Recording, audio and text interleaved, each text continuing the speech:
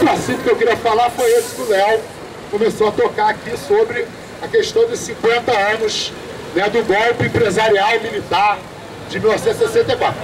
Eu não concordo em chamar de militar, porque não foi um golpe exclusivamente militar, não foram governos exclusivamente militares, apesar dos militares terem o protagonismo, né, de um presidente ser sempre escolhido pelo comando das Forças Armadas.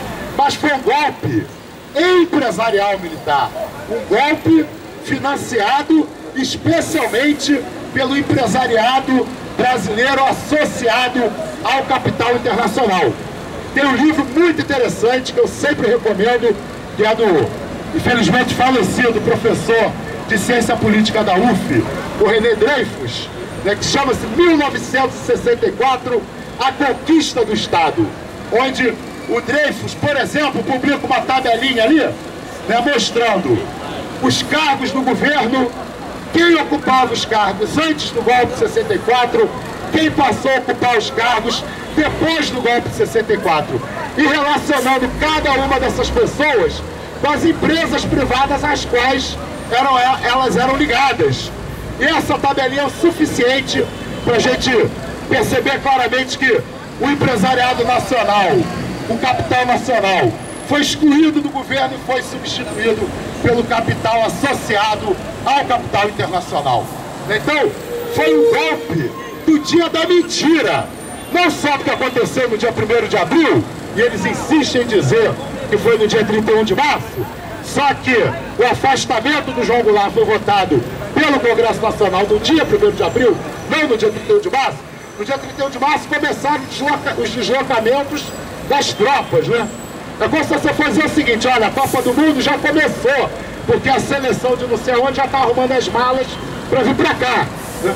Então, o golpe do dia da mentira, uma das principais mentiras desse golpe foi dizer que foi um golpe nacionalista, que foi um golpe para salvar o Brasil das influências externas. Mentira! Foi um golpe entreguista, um golpe que fez o Brasil abrir as pernas para os interesses do capital internacional, especialmente do capital estadunidense. É mentira também dizer que a ditadura militar era um período que não tinha corrupção, era um período em que os corruptos eram presos, iam para a cadeia. Nada mais mentiroso. Todas as esferas, todos os níveis das Forças Armadas se envolveram em corrupção durante a ditadura militar. Inclusive, quem acha que isso é discurso de esquerdista, aí eu tenho outro livro para sugerir, o livro do Hélio Gaspari. São 4 volumes tratando da ditadura militar, escritos por um jornalista conservador, e que escreveu o livro dele se baseando nos arquivos do Geisel e do Golbery, que deixaram os arquivos de presente para o Gaspari. Então, se tem alguém ali que a gente não pode acusar de esquerdismo, é o Hélio Gaspari.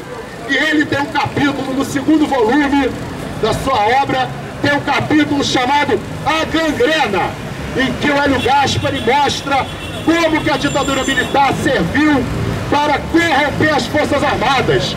Ele faz uma comparação com a ditadura do Getúlio Vargas e diz que a ditadura do Getúlio Vargas, a repressão política, a tortura, os desaparecimentos ficavam por conta da polícia especial do Getúlio. Na ditadura militar, a tortura entrando nas Forças Armadas, as Forças Armadas sendo protagonista da tortura, dos desaparecimentos, etc., levou a um alto nível de corrupção das nossas Forças Armadas, a um alto nível. Então, nas altas esferas, tinham aqueles escândalos, né, dos escândalos financeiros, escândalos nas grandes obras, como na Transamazônica, na Ponte Rio-Niterói, etc. E no baixo clero das Forças Armadas, aqueles militares que torturavam na Barão de Mesquita, na sede do GOPS, ou no Comando Militar Naval, ou lá na base aérea do Galeão, aqueles militares, em primeiro lugar, eles aproveitaram o poder deles para assumir o roubo de carro no Rio de Janeiro. Começaram a executar os ladrões de carro que não aceitavam trabalhar para eles, passaram a controlar o roubo de carro. Depois, entraram pro jogo do bicho, foram disputar o jogo de bicho e são até hoje parte do centro da estrutura do crime organizado na nossa cidade.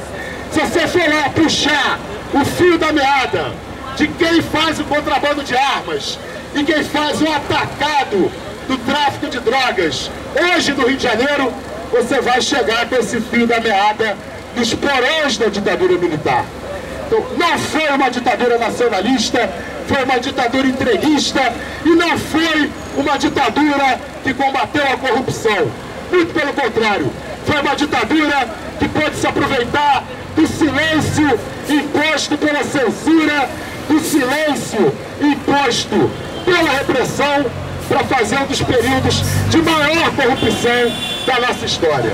Então vamos ficar de olho aberto. A extrema-direita está crescendo e avançando em vários países do mundo, e nós não podemos permitir que a extrema-direita avance no Brasil. Nem a extrema-direita com a cara própria, colocando a cara na rua, e nem essa extrema-direita disfarçada que fica querendo, por exemplo, aprovar uma lei antiterrorismo no Brasil, uma lei tão vaga, mas tão vaga. Se você convocar uma passeata, ajudar a convocar uma passeata pelo Facebook e essa passeata terminar em pancadaria, se essa lei antiterror for aprovada, você pode ser acusado de ter incitado o terrorismo. Então vamos ficar de olhos abertos, porque as classes dominantes do Brasil não gostaram nada das mobilizações que começaram a acontecer depois de junho e estão dispostas a jogar pesado para domesticar novamente a nossa população. Obrigado aí pela atenção de todos.